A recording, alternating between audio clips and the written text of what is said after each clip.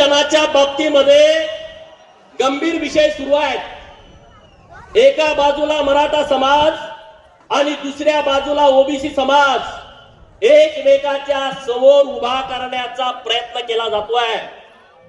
या महाराष्ट्रातल्या धनगर समाजाच्या आरक्षणाचा विषय गेल्या अनेक वर्षापासून संघर्षमय सगळी प्रक्रिया सुरू आहे। गेल्या 50-60 वर्षापासून म्हणजे 1956 पासून या महाराष्ट्रातला धनगर समाज जे 36 नंबरला धनगड आहे तिथं धनगरांना एसटीचा दाखला मिळावा यासाठी सातत्यानं झगडतोय।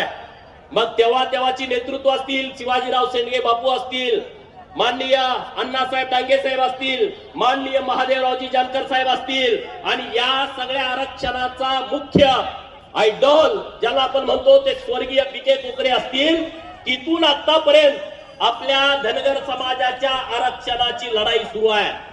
आज महाराष्ट्रामध्ये मोठ्या प्रमाणामध्ये आंदोलन सुरू आहे आणि राज्य सरकारकडे आमची सगळ्यांची एक मुखान मागणी आहे की महाराष्ट्रातल्या धनगराच्या पोराच्या हातामध्ये एसटीचा